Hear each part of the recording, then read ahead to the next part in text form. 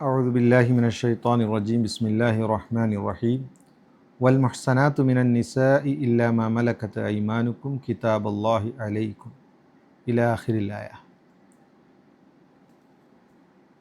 അഞ്ചാമത്തെ ജുസാണ് വൽ മുഹ്സനാത്തു മിനൻ നിസ എന്ന് തുടങ്ങുന്ന ജുസ്. കഴിഞ്ഞ ജുസുയിൽ സൂറത്തുൻ നിസായിൻ്റെ ആയത്തായിരുന്നു വിവാഹബന്ധം നിഷിദ്ധമായവർ ആരൊക്കെയാണ് എന്നുള്ള കാര്യം വിശദീകരിച്ചു വന്ന കൂട്ടത്തിൽ പറഞ്ഞതാണ് മറ്റുള്ളവരുടെ ഭാര്യമാരുമായുള്ള വിവാഹവും നിഷിദ്ധമാക്കിയിരിക്കുന്നു. അപ്പോൾ അതും പാടില്ലാത്തതാണ്. പിന്നെ ഒരു മനുഷ്യന് വിവാഹം കഴിക്കാനുള്ള സ്ത്രീകൾ ബാക്കിയുള്ളവരെല്ലാം വിവാഹം കഴിക്കാവുന്നതാണ്. അതുപോലെ തന്നെ തൻ്റെ അടിമസ്ത്രീകളുടെ നിയമം ഇസ്ലാമിൻ്റെ തുടക്ക കാലഘട്ടത്തിലും ഒക്കെ ഉണ്ടായിരുന്നതാണ്. കാരണം അന്നത്തെ കാലഘട്ടത്തിൽ അന്നത്തെ യുദ്ധ സാഹചര്യവും എല്ലാം തന്നെ മുസ്ലിമീങ്ങളിൽ മാത്രമല്ല എല്ലാ സമൂഹത്തിലും ഉണ്ടായിരുന്ന ഒരു രീതിയായിരുന്നു അടിമകൾ ഉണ്ടായിരിക്കുക എന്നത്. അപ്പോൾ ആ അടിമകളുമായി ബന്ധപ്പെട്ട് തൻ്റെ അടിമ സ്ത്രീകളോ അവരോടുള്ള കടപ്പാടുകളും അവരോടുള്ള കൃത്യമായ കടമകളെല്ലാം പൂർത്തിയാക്കിക്കൊണ്ട് അവരോടൊപ്പം കുടുംബജീവിതം നയിക്കുക. അപ്പോൾ അതുമായി ബന്ധപ്പെട്ട നിയമങ്ങൾ ഇൻഷാ അല്ലാഹ് പിറകെ അടുത്ത ജുസുകളിലൊക്കെ നമുക്കതിൻ്റെ വിശദീകരണത്തിലേക്ക് കടക്കാം. അതിൻ്റെ നിയമങ്ങളെല്ലാം ആ സമയത്ത് നമുക്ക് ഇൻഷാ അല്ലാഹ് കൂടുതലായിട്ട് ചർച്ച ചെയ്യാം.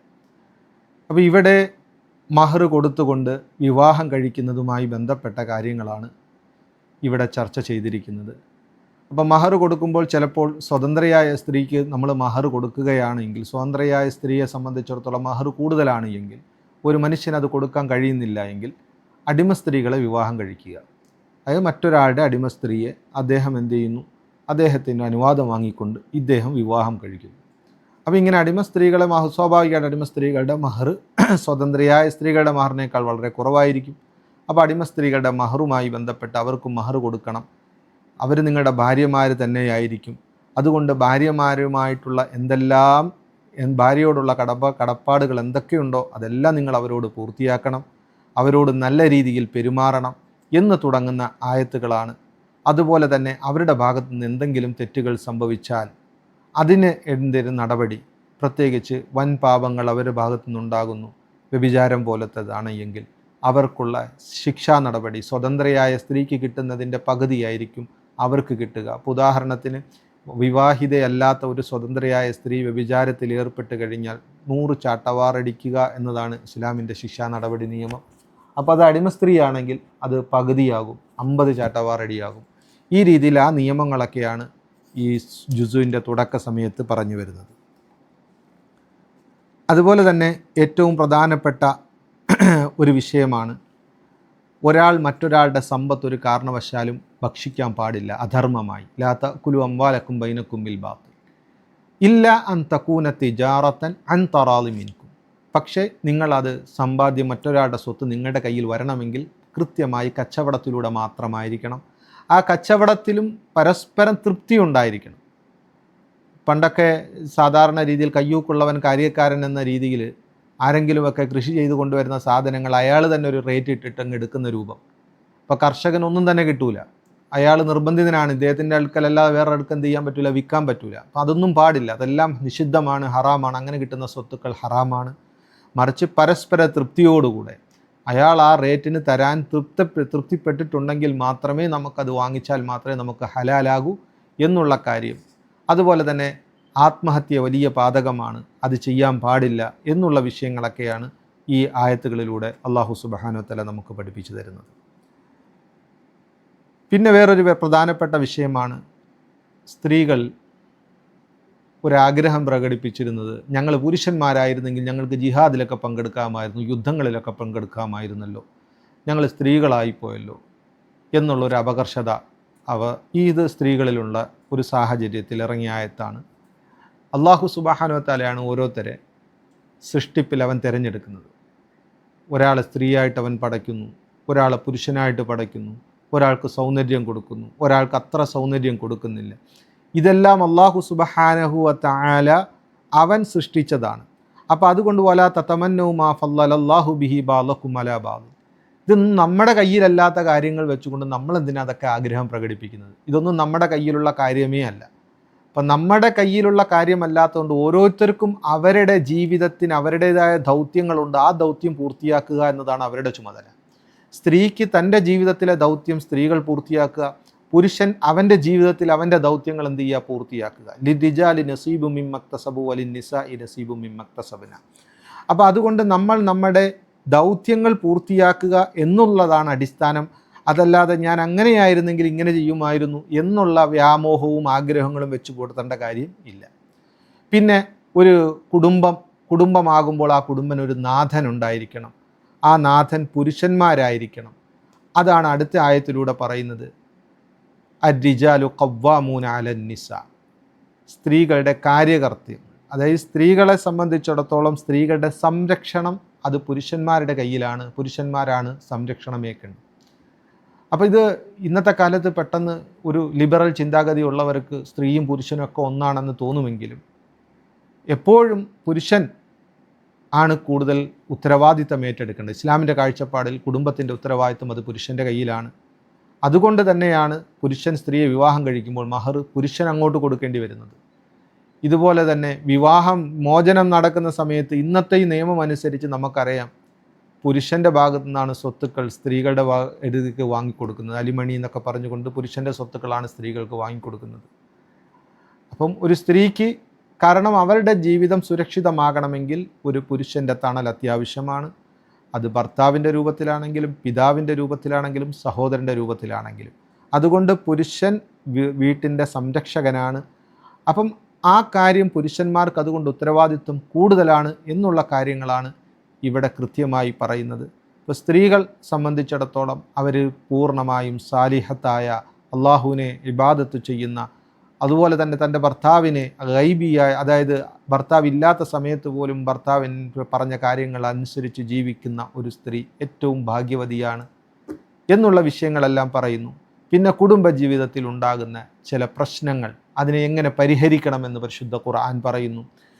ഭാര്യ ഭർത്താക്കന്മാരുടെ ഇടയിൽ എന്തെങ്കിലും പ്രശ്നങ്ങൾ വന്നാൽ ഉടൻ തന്നെ അത് പബ്ലിക്കാക്കാതെ പരസ്പരം ധാരണയിൽ അദ്ദേഹത്തിന് വേണമെങ്കിൽ ഭർത്താവിന് തൻ്റെ ഭാര്യയെ കിടക്കയിൽ നിന്ന് മാറ്റി കിടത്തിക്കൊണ്ടോ അല്ലെങ്കിൽ ആ രീതിയിൽ എന്തെങ്കിലും കാര്യങ്ങൾ ചെയ്ത് ആ സ്ത്രീയെടുത്ത് ആ കാര്യങ്ങൾ മനസ്സിലാക്കി കൊടുക്കുക, അവരുടെ തെറ്റിൻ്റെ ഗൗരവം മനസ്സിലാക്കി കൊടുത്തുകൊണ്ട് മുന്നോട്ട് കൊണ്ടുപോകാൻ കഴിയുമെങ്കിൽ ആ ഘട്ടങ്ങളെല്ലാം ചെയ്യാൻ വേണ്ടി പരിശുദ്ധ ഖുർആൻ പറയുന്നു.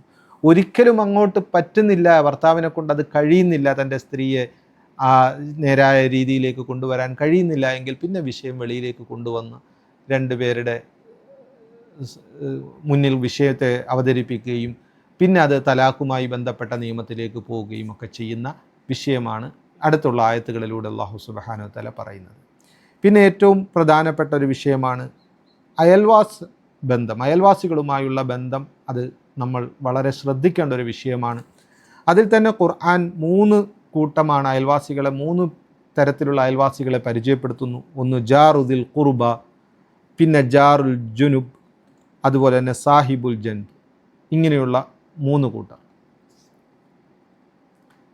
ഇതിൽ ജാറുദിൽ ഖുർബ എന്ന് പറഞ്ഞാൽ മുഫസ്സിരീങ്ങൾ വ്യത്യസ്തമായ തഫ്സീറാണ്. ഏറ്റവും അടുത്തുള്ള അയൽവാസികൾ എന്ന തഫ്സീറുണ്ട്. അപ്പോൾ വൽജാരിൽ ജുനുബ് എന്ന് പറഞ്ഞാൽ ദൂരെയുള്ള അയൽവാസികൾ. ചില തഫ്സീറുകൾ നമുക്ക് കാണാം ജാറുദിൽ ഖുർബ എന്ന് പറഞ്ഞാൽ കുടുംബക്കാരായ അയൽവാസികൾ, വൽജാരിൽ ജുനുബ് എന്ന് പറഞ്ഞു കഴിഞ്ഞാൽ കുടുംബക്കാരല്ലാത്ത അയൽവാസികൾ. മറ്റ് ചില തഫ്സീറുകളിൽ കാണാൻ കഴിയുന്നത് ജാരിദിൽ ഖുർബ എന്ന് വെച്ചാൽ നമ്മുടെ സമുദായത്തിൽപ്പെട്ട അയൽവാസികൾ, വൽജാരിൽ ജുനുബ് എന്ന് പറഞ്ഞാൽ സഹോദര സമുദായത്തിൽപ്പെട്ട അയൽവാസികൾ. ഉലമാക്കൾ പറയുന്നുണ്ട് ഇതെല്ലാ തഫ്സീറും ഈ ആയത്തിന് ഫിറ്റാണ്, ശരിയാണ്. അതുകൊണ്ട് എല്ലാ തരത്തിലുള്ള അയൽവാസികളുമായിട്ടുള്ള ബന്ധം കൃത്യമായി നമ്മൾ എന്ത് ചെയ്യണം, ശ്രദ്ധിക്കണം. അവർക്കും നമ്മളോട് കൃത്യമായി നമ്മൾക്ക് കടപ്പാടുകളുണ്ട്, കടമകളുണ്ട്, അത് പൂർത്തിയാക്കണം. 3-മത്തേതാണ് വസാഹിബു ബിൽ ജംബ്. സാഹിബു ബിൽ ജംബ് എന്ന് പറഞ്ഞ അയൽവാസി എന്ന് പറഞ്ഞു കഴിഞ്ഞാൽ മുഫസ്സിരീങ്ങൾ പറയുന്നത് ഒരു പക്ഷേ എപ്പോഴും നമ്മളോടൊപ്പം ഉണ്ടാവില്ല. ചിലപ്പോൾ ഒരു യാത്രയിൽ അയാൾ നമ്മളോടൊപ്പം ഉണ്ടാകുന്ന ആളായിരിക്കും. ചിലപ്പോൾ ഒരു ഹോട്ടലിൽ നമ്മൾ അപ്പുറത്തും ഇപ്പുറത്തും താമസിക്കുന്നുണ്ടാവും. അപ്പോൾ അയാളും നമ്മുടെ എന്താണ്, ഒരു അയൽവാസിയാണ്. ഏത് സമയത്തും നമ്മുടെ അയൽവാസിയാകണമെന്നില്ല. അങ്ങനെയുള്ള അയൽവാസിയാണെങ്കിൽ പോലും ആ അയൽവാസികളോടുമുള്ള കടപ്പാടുകളെ കൃത്യമായി നമ്മൾ പാലിക്കുന്നതുമായി ബന്ധപ്പെട്ട ആയത്തുകളാണ് അതിനുശേഷം പറഞ്ഞിരിക്കുന്നത്. പിന്നെ അതിനുശേഷമുള്ള ഒരു പ്രധാനപ്പെട്ട വിഷയമാണ് മദ്യം നിഷിദ്ധമായതിൻ്റെ മറ്റൊരു ഘട്ടം. നമസ്കാരത്തിൽ ഞാൻ കഴിഞ്ഞ ജുസുയിൽ അത് വിശദീകരിച്ചതാണ്. മദ്യം ഘട്ടം ഘട്ടമായിട്ടാണ് നിഷിദ്ധമായത്, ഹറാമായത് എന്ന്. അപ്പോൾ അതിൻ്റെ ഒരു ഘട്ടമാണ് അവിടെ പറയുന്നത്, ലാ തഖറബുസ്സലാത്ത, നമസ്കാര സമയത്ത് മദ്യം കുടിക്കരുത് എന്ന് പറഞ്ഞുകൊണ്ടുള്ള ഒരു രണ്ടാമത്തെ ഘട്ടം. ഈ ഘട്ടവും ഇപ്പോൾ നിയമമല്ല, അവസാന ഘട്ടത്തിൽ പറഞ്ഞിരിക്കുന്നതാണ് നിയമം. അതായത് നിരൂപാധികം ഏത് സമയത്തും എല്ലായ്പ്പോഴും മനുഷ്യന് മദ്യം ഹറാമാണ് എന്നുള്ളതാണ് ഇസ്ലാമിൻ്റെ നിയമം. ഇനി ജൂതന്മാർ, നമുക്കറിയാം, മുസ്ലിമീങ്ങളുമായിട്ട് സന്ധിയിൽ ഏർപ്പെട്ടിരുന്നുവെങ്കിലും എങ്ങനെയെല്ലാം മുസ്ലിമീങ്ങളെ ഉപദ്രവിക്കാവോ അങ്ങനെ എല്ലാം ഉപദ്രവിക്കുന്ന സാഹചര്യമാണ് ഉണ്ടായത്. അപ്പോൾ അവരുമായി ബന്ധപ്പെട്ട വിഷയങ്ങളാണ് ഇനി തുടർന്നുള്ള ആയത്തുകളിലെല്ലാം പറയുന്നത്. ജൂതന്മാരുടെ സ്വഭാവവും അവർ മുസ്ലിമീങ്ങൾക്ക് മദീനയിൽ എന്തെല്ലാം ദ്രോഹങ്ങൾ ചെയ്തു, പ്രത്യേകിച്ച് നബി തങ്ങൾ സല്ലല്ലാഹു അലൈഹി വസല്ലം തങ്ങൾക്ക് ചെയ്ത ദ്രോഹങ്ങൾ. അപ്പോൾ അതിലേറ്റവും പ്രധാനപ്പെട്ടതാണ് ഇവർ വാക്കുകൊണ്ട് പോലും മുസ്ലിമീങ്ങളെ ഉപദ്രവിച്ചിരുന്നു. അപ്പോൾ അതിൽപ്പെട്ട വേറൊരു വാക്കാണ് ഇവർ പറഞ്ഞിരുന്ന 3 തരം വാക്കുകൾ: സമീന വാസൈന, ഇസ്മഅ ഗൈറ മുസ്മഈൻ, റാഈന. ഇങ്ങനെയുള്ള വാക്കുകൾ, ഈ വാക്കുകളുടെ പ്രത്യക്ഷത്തിലുള്ള അർത്ഥം ഒന്നാണെങ്കിലും ഇവരുദ്ദേശിക്കുന്നത് മറ്റൊരർത്ഥമാണ്. ഈ രീതിയിൽ ഇവർ മോശമായ അർത്ഥം ഉദ്ദേശിച്ചു കൊണ്ടാണ് മുസ്ലിമീങ്ങളെ ഈ വാക്കുകൾ ഉപയോഗിച്ച് അവരെന്ത് ചെയ്യുന്ന അഭിസംബോധന ചെയ്യുന്നത്. നബിതങ്ങളെ അങ്ങനെ അഭിസംബോധന ചെയ്യും. പ്രത്യേകിച്ച് നമ്മൾ നോക്കുമ്പോഴത്തേക്ക് ഇതിൻ്റെ അർത്ഥം നല്ലതാണെന്ന് തോന്നും, പക്ഷേ ഇവരുദ്ദേശിക്കുന്നത് ഇതിൻ്റെ മറ്റൊരർത്ഥമാണ്. അപ്പോൾ ആ രീതിയിൽ മുസ്ലിമീങ്ങളെ വാക്കുകൊണ്ട് പോലും ഉപദ്രവിക്കുന്ന ഒരു നടപടിയാണ് അവരുടെ ഭാഗത്തു നിന്ന് ഉണ്ടായിരുന്നത്. അതിൽ തന്നെ 2 പേര്, കാബ് ബിൻ അഷ്റഫ് അതുപോലെ തന്നെ ഹുയൈ ബിൻ അഖ്തബ്, ഈ 2 പേര് മക്ക മുശ്രിക്കീങ്ങളുടെ അടുക്കൽ പോവുകയും മക്ക മുശ്രിക്കീങ്ങളുടെ അടുക്കൽ പോയിക്കൊണ്ട് കൃത്യമായിട്ട് പറയുന്ന ഒരു സാഹചര്യം ഉണ്ടായി. അതായത്, ഞങ്ങൾ നിങ്ങളെ പൂർണ്ണമായും സഹായിക്കും, ഞങ്ങൾ മുസ്ലിമീങ്ങൾക്കെതിരാണ്, ഞങ്ങൾ മുസ്ലിമീങ്ങളെ ഞങ്ങൾ അവിടെ സന്ധിയിലുണ്ടായിരിക്കും, പക്ഷേ ഞങ്ങൾ കുറച്ച് പേര് മുസ്ലിമായിട്ട് അഭിനയിക്കുന്നുണ്ടാവും, അതൊക്കെ അങ്ങനെ ഉണ്ടാകും, പക്ഷെ നിങ്ങൾ വരികയാണെങ്കിൽ നിങ്ങളെ പൂർണ്ണമായും ഞങ്ങൾ സഹായിക്കും. മക്ക മുശ്രിക്കീങ്ങൾക്ക് അത് വിശ്വസിക്കാൻ വന്നില്ല. നിങ്ങൾ ഞങ്ങളെ സഹായിക്കുമോ? കാരണം അവർക്ക് പോലും അറിയാം, കാരണം ഇവരും ഒരു ദൈവിക ഗ്രന്ഥമുള്ളവരാണ്, ഇവർ കൂടുതൽ അടുക്കേണ്ടത് അവരോടാണ്, ഞങ്ങളോട് എങ്ങനെയാണ് അടുക്കുന്നതെന്ന്. അപ്പോൾ ഇവർ തിരിച്ചു ചോദിച്ചു, നിങ്ങൾ പറയുന്നത് സത്യമാണെന്ന് ഞങ്ങൾ വിശ്വസിക്കണമെങ്കിൽ നിങ്ങൾ ഈ വിഗ്രഹങ്ങൾക്ക് എന്ത് ചെയ്യണം? സുജൂദ് ചെയ്യണമെന്ന് പറയും. അവരതിനും തയ്യാറാവും. അവർ വിഗ്രഹങ്ങൾക്ക് വരെ സുജൂദ് ചെയ്യും. ഈ ജൂതന്മാർ മുസ്ലിമീങ്ങളോടുള്ള ശത്രുത അത്ര മാത്രം അവരുടെ രക്തത്തിൽ അലിഞ്ഞു ചേർന്നിരിക്കുകയാണ്. അപ്പോൾ അതിനും അവർ തയ്യാറാകുകയാണ്, വിഗ്രഹങ്ങൾക്ക് സുജൂദ് ചെയ്യാൻ വരെ അവർ തയ്യാറാകുക. ഈ ഒരു സാഹചര്യത്തിലാണ് ഈ പരിശുദ്ധ ഖുർആൻ്റെ തുടർന്നുള്ള ആയത്തുകൾ എന്ത് ചെയ്യുന്നത്? അവതരിക്കുന്നത്. ഇതിനുശേഷം ജിഹാദുമായി ബന്ധപ്പെട്ട് ഉള്ള ആയത്തുകൾ. ഇപ്പോൾ ജിഹാദുമായി ബന്ധപ്പെട്ടുണ്ടായ സാഹചര്യം നമുക്കറിയാം. മക്കയിൽ ജിഹാദ് ചെയ്യാനുള്ള അനുവാദമില്ലായിരുന്നു. അപ്പോൾ മക്കയിൽ ജിഹാദ് ചെയ്യുന്നതിന് അവർ ആഗ്രഹിച്ചിരുന്നു, കാരണം അത്രയും പീഡനങ്ങൾ ഏറ്റുവാങ്ങുന്നു. പക്ഷെ അപ്പോഴിറങ്ങിയ ആയത്ത് കുഫു ഐദിയക്കും വാഖീമുസ്സലാ, നിങ്ങൾ ഒന്ന് സംയമനം പാലിക്കുക, നിങ്ങൾ നമസ്കാരവും അതുപോലെ തന്നെ ക്ഷമയും കൈക്കൊള്ളുക എന്നുള്ള ആയത്താണ് മക്കയ ജീവിതത്തിൽ അവരോട് അല്ലാഹു സുബ്ഹാനഹു വ തആല സഹാബാക്കളോട് പറഞ്ഞത്. അങ്ങനെ മദീനയിൽ വന്നപ്പോഴാണ് ജിഹാദ് ഫർളായത്. പക്ഷെ മദീനയിൽ വന്നപ്പോൾ ജിഹാദ് ഫർളായെങ്കിലും ആ സമയത്ത് സഹാബാക്കൾ ജീവിതം ഒന്ന് സെറ്റിലായതിന് ശേഷം ജിഹാദ് ഫർളായാൽ മതിയല്ലോ എന്നൊരു ചെറിയൊരു മാനസികമായ ഒരു ആഗ്രഹം. അതിൻ്റെ അർത്ഥം ആ സഹാബാക്കൾക്ക് ഈ നിയമത്തിനോടോ അല്ലാഹു ജിഹാദിൻ്റെ നിയമം കൊണ്ടുവന്നതിനോടുള്ള വിമർശനമൊന്നുമല്ല. മറിച്ച് നമ്മൾ മദീനയിൽ വന്നു, ഇവിടെ ഒന്ന് സെറ്റിലാകാനുണ്ട്, നമുക്കുള്ള ഒരുപാട് എല്ലാം സമ്പത്തും എല്ലാം നമ്മൾ ഇട്ടിട്ടാണ് മദീനയിലേക്ക് വന്നത്. അപ്പോൾ ജീവിതം ഒന്ന് പച്ച പിടിച്ചതിന് ശേഷം ജിഹാദിൻ്റെ ആയത്തുകൾ വന്നാൽ മതിയായിരുന്നു എന്നൊരാഗ്രഹം വരികയും, അപ്പോൾ അതിനെതിരെ അല്ലാഹു സുബ്ഹാനഹു വ തആല ശക്തമായ താക്കീത് അവർക്ക് നൽകുകയും ചെയ്ത ആയത്തുകളാണ് പിന്നെയുള്ളത്. പിന്നെ അതിനുശേഷം പരിശുദ്ധ ഖുർആനിൽ കൂടുതൽ ചിന്തിക്കാൻ, പ്രത്യേകിച്ച് ജൂതന്മാരോട്. കാരണം അവരാണ് അവരുടെ ദൈവിക ഗ്രന്ഥങ്ങളിലെല്ലാം കൈകടത്തലുകൾ നടത്തിയത്. അപ്പോൾ അല്ലാഹു സുബ്ഹാനഹു വ തആല പറയുകയാണ്, വലൗകാന മിൻ ഇൻദി ഗൈരില്ല, ഈ പരിശുദ്ധ ഖുർആൻ അല്ലാഹു അല്ലാതെ മറ്റൊരാളുടെ ഭാഗത്ത് നിന്നായിരുന്നുവെങ്കിൽ നിങ്ങൾക്ക് ഇതിനകത്ത് ഒരുപാട് അഭിപ്രായ വ്യത്യാസങ്ങൾ കാണാൻ കഴിയുമായിരുന്നു. ഇന്നുള്ള മറ്റുള്ള വേദക്കാരുടെ ദൈവിക ഗ്രന്ഥങ്ങളിൽ ഒരുപാട് അഭിപ്രായ വ്യത്യാസങ്ങളുണ്ട്. അത് ഇഞ്ചീലിലാണെങ്കിലും തൗറാത്തിലാണെങ്കിലും എല്ലാത്തിലും അഭിപ്രായ വ്യത്യാസങ്ങൾ പരസ്പരം വാക്കുകൾ തമ്മിൽ അങ്ങോട്ടും ഇങ്ങോട്ടും ഉണ്ടാകാനുള്ള കാരണം അത് അവർ എഴുതി ചേർത്തതാണ്. അതല്ലെങ്കിൽ അവരത് ട്രാൻസ്ലേറ്റ് ചെയ്തപ്പോൾ അവരുടെ ഭാഗത്തുനിന്ന് ഇല്ലാത്ത വിശദീകരണം കൊടുത്തതിൻ്റെ പേരിലാണ്. പക്ഷെ അങ്ങനെ ഒന്ന് പരിശുദ്ധ ഖുർആനിലില്ല. ഖുർആൻ അള്ളാഹു അല്ലാത്ത മറ്റൊരാളിൽ നിന്നായിരുന്നുവെങ്കിൽ നിങ്ങൾക്ക് അതിനകത്ത് എന്ത് ചെയ്തേനെ ഒരുപാട് അഭിപ്രായ വ്യത്യാസങ്ങൾ നിങ്ങൾക്ക് കാണാൻ കഴിയുമായിരുന്നു എന്നുള്ള വിഷയം. അത് കഴിഞ്ഞ് 88, 89, 90 ആയത്തുകളിൽ മുനാഫിക്കീങ്ങളുടെ വ്യത്യസ്ത ഗ്രൂപ്പുകളെക്കുറിച്ച് പരിശുദ്ധ ഖുർആൻ പരിചയപ്പെടുത്തുകയാണ്. അവർ യഥാർത്ഥത്തിൽ കാഫിരീങ്ങളാണ്. അപ്പോൾ അതിൽ ഒന്നാമത്തേതാണ് മുസ്ലിമീങ്ങളോടൊപ്പം വന്നെങ്കിലും മുസ്ലിമീങ്ങളുടെ ശത്രുക്കളേക്ക് തിരിച്ചുപോയവർ. അതായത് വീണ്ടും തിരിച്ചു മക്കയിലേക്ക് ചെന്നു. മക്കയിൽ ചെന്ന് മക്കാരോടൊപ്പം എന്ത് ചെയ്തു, കഴിഞ്ഞുകൂടുന്നു. അവിടെ കച്ചവടം ചെയ്യാൻ വേണ്ടി പോവുകയാണെന്ന് പറഞ്ഞുകൊണ്ട് തെറ്റിദ്ധരിപ്പിച്ചുകൊണ്ടാണ് പോയത്. പിന്നെ ആ മക്കാരുമായിട്ട് അവരുടെ കൂട്ടത്തിലാകുകയും അവർ ശത്രുപക്ഷത്ത് കഴിഞ്ഞുകൂടുകയും ചെയ്യുന്ന മുനാഫിക്കീങ്ങൾ. അപ്പോൾ ഇവർ നമ്മുടെ ശത്രുഭാഗത്തുള്ളവരാണ്. അപ്പോൾ ഇവരെ നമ്മൾക്ക് കണ്ടു കഴിഞ്ഞാൽ ഇവർക്ക് വധശിക്ഷ നടപ്പിൽ വരുത്താനുള്ള അനുവാദം പരിശുദ്ധ ഖുർആൻ കൊടുക്കുന്നുണ്ട്. ഇനി വേറൊരു ഗ്രൂപ്പുണ്ട്, നമ്മളോടൊപ്പം ഉണ്ടായിരുന്നെങ്കിലും ഇവർ മക്കാരോടൊപ്പമല്ല ചേർന്നത്, നമ്മളുമായിട്ട്, അതായത് മദീനയിലുള്ളവരുമായിട്ട് സന്ധിയിലേർപ്പെട്ടിരിക്കുന്ന രാജ്യമുണ്ടാവും. സന്ധിയിലുള്ള ആൾക്കാർ എന്നുവെച്ചാൽ അവർ മുസ്ലിം ആയിരിക്കൂല, പക്ഷേ ഇവരും തമ്മിൽ യുദ്ധം ഉണ്ടാവില്ല എന്നുള്ള സന്ധിയിലുണ്ടാകും. അപ്പോൾ അങ്ങനെയുള്ള സമുദായത്തിലേക്കാണ് ഇവർ ചെന്നതെങ്കിൽ ഇവരെ കൊല്ലാൻ പാടില്ല. അപ്പോൾ അതുമായി ബന്ധപ്പെട്ട് ആ ആയത്തുമായി ബന്ധപ്പെട്ട് പറയുകയാണ്, ഇല്ലല്ലദീന യസിലൂന ഇലാ ഖൗമിൻ ബൈനക്കും വബൈനഹും മീസാഖുൻ, നിങ്ങളുടെയും അവിടെയും ഇടയിൽ എന്തെങ്കിലും സന്ധിയുണ്ട് എങ്കിൽ. അപ്പോൾ അതിൻ്റെ നിയമങ്ങൾ. അതിനുശേഷം മറ്റൊരു ഗ്രൂപ്പാണ്, അവർക്ക് യുദ്ധത്തിനോട് താല്പര്യമേ ഇല്ല. അപ്പോൾ ആ യുദ്ധത്തിനോട് താല്പര്യമില്ലാത്തത് കൊണ്ടാണ് അവർ മക്കയിലും നിൽക്കാത്തത്, നിങ്ങളോടൊപ്പവും നിൽക്കാത്തത്. അതല്ലെങ്കിൽ നിങ്ങളോടൊപ്പം അവർ വന്നിട്ടുണ്ടാകും, മക്കയിൽ നിന്നാൽ മക്കാർ ഇവരെ ശല്യം ചെയ്യും. ഇവരോടൊപ്പം നിങ്ങൾക്കെതിരെ യുദ്ധം ചെയ്യാൻ വേണ്ടി ഇവരെ പ്രേരിപ്പിക്കും, അവരതിന് തയ്യാറാകില്ല. അപ്പോൾ അത് പേടിച്ചിട്ട് അവരെങ്ങോട്ട് വന്നു, മദീനയിലേക്ക് നിങ്ങളോടൊപ്പം ഹിജറ ചെയ്തു വന്നു. യഥാർത്ഥത്തിൽ അവർ മുഅ്മിനീങ്ങളൊന്നുമല്ല. അപ്പോൾ നിങ്ങളോടൊപ്പം വന്നത് യുദ്ധത്തിൽ താല്പര്യമില്ലാത്തവരാണ്, അതിൻ്റെ പേരിലാണ്. അപ്പം അവരെ നിങ്ങൾക്ക് കിട്ടിയാലും വധശിക്ഷ നടപ്പിൽ വരുത്താനുള്ള അനുവാദം ഉണ്ടാകില്ല. ഇതുമായി ബന്ധപ്പെട്ട നിയമങ്ങളാണ് പരിശുദ്ധ ഖുർആനിൽ ഈ ആയത്തുകളിലൂടെ അല്ലാഹു സുബ്ഹാനഹു വ തആല പറയുന്നത്.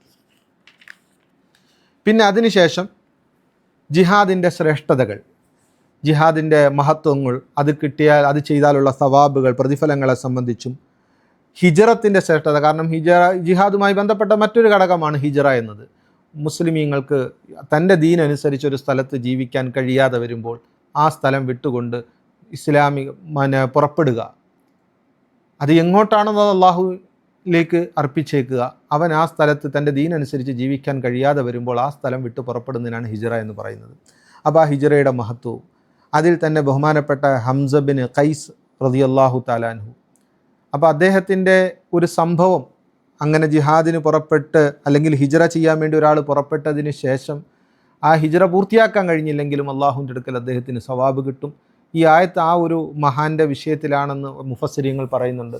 അദ്ദേഹം രോഗശയ്യയിലായിരുന്നു, അദ്ദേഹത്തിന് അനങ്ങാൻ കഴിയുന്നില്ല. അപ്പോൾ അദ്ദേഹം പറയുന്നു, തൻ്റെ സഹപാഠികളോട് പറയുകയാണ്, എൻ്റെ ഈ കിടക്കയോടെ എടുത്ത് ഒട്ടകക്കട്ടിലിൽ നിങ്ങൾ വെക്കുക, എനിക്കൊരു ദിവസം പോലും ഒരു രാത്രി പോലും എനിക്ക് മക്കയിൽ കഴിയാൻ കഴിയില്ല, എന്നെ ആ രീതിയിൽ മദീനയിലേക്ക് കൊണ്ടുപോകുക എന്ന് പറയുന്നു.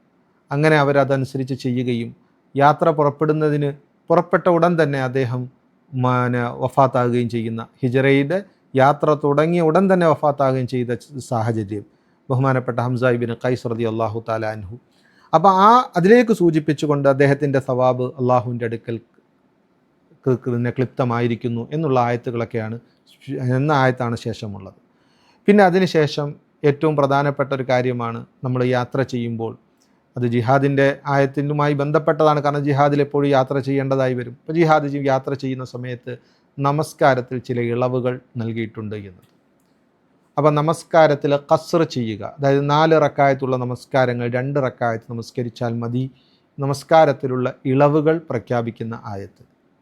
പിന്നെ അതിനുശേഷം അതേപോലെ തന്നെയാണ് സലാത്തുൽ ഖൗഫ് എന്ന് പറയുന്ന ഭയമുണ്ടാകുന്ന സമയത്തുള്ളൊരു നമസ്കാരം.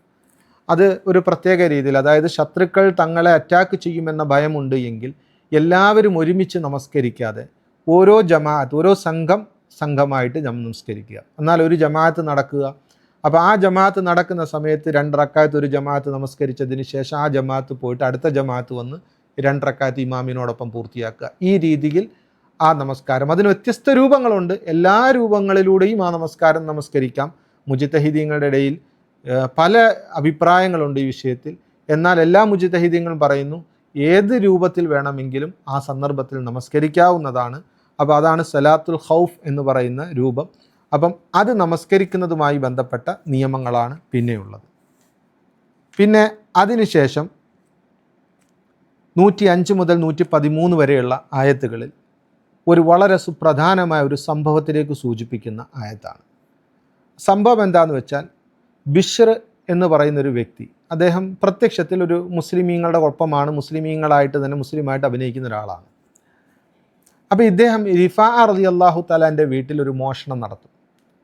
അദ്ദേഹത്തിൻ്റെ വീട്ടിൽ നിന്ന് ധാന്യങ്ങളും ആയുധങ്ങളെല്ലാം കടത്തിയതിന് ശേഷം മനഃപൂർവ്വം ഈ ധാന്യത്തിൻ്റെ ചാക്കിൽ ചെറിയൊരു ദ്വാരമിടുകയും എന്നിട്ട് ഒരു യഹൂദിയുടെ വീട്ടിലേക്ക് പോവുകയും ചെയ്യും.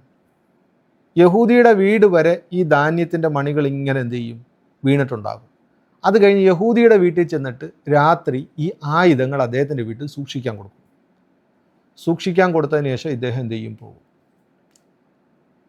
അങ്ങനെ അദ്ദേഹം പോയി ഈ ധാന്യത്തിൻ്റെ ആ ഹോൾ അദ്ദേഹം അടച്ചിട്ടാണ് പിന്നെ പോകുന്നത്. അപ്പോൾ പിന്നെ ധാന്യം എന്തില്ല, വീഴില്ല.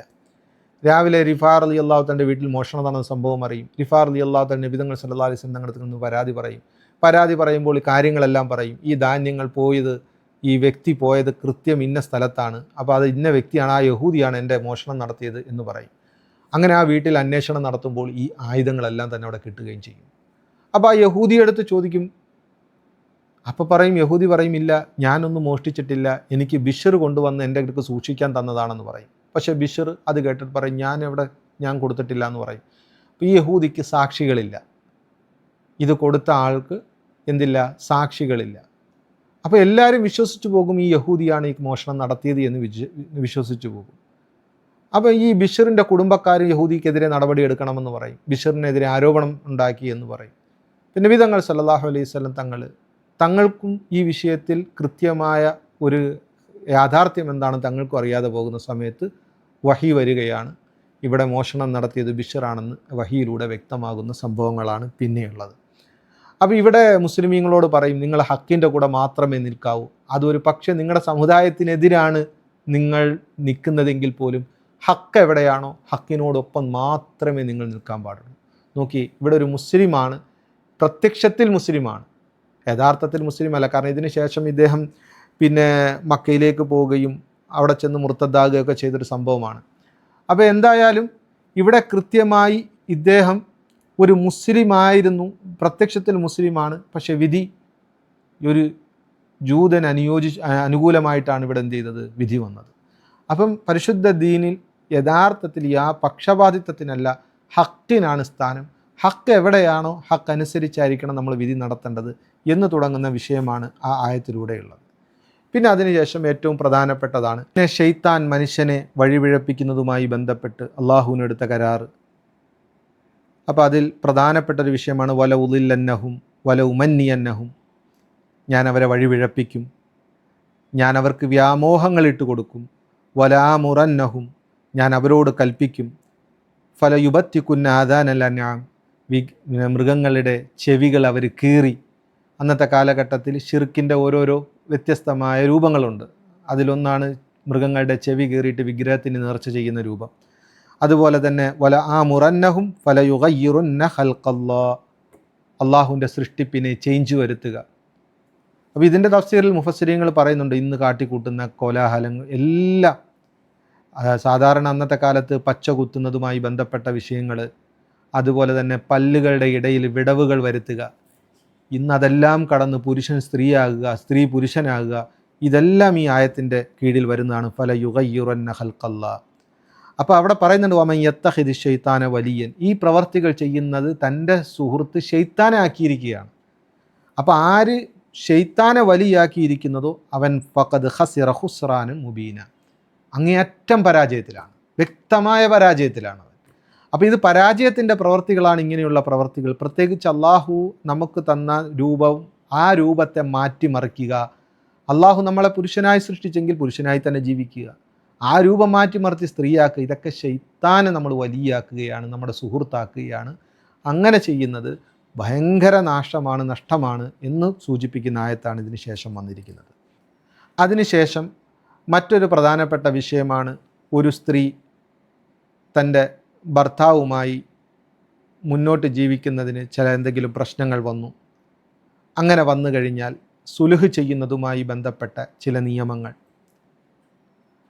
അതുപോലെ തന്നെ മറ്റൊരു വിഷയമാണ് ഒരു സ്ത്രീ തൻ്റെ സ്ത്രീയുമായുള്ള ബന്ധം മുന്നോട്ട് പോകാൻ ഭർത്താവ് ആഗ്രഹിക്കുന്നില്ല. ഭർത്താവ് ഒന്നുകിൽ മറ്റൊരു വിവാഹത്തിലേക്ക് പോകാൻ ആഗ്രഹിക്കുന്നു.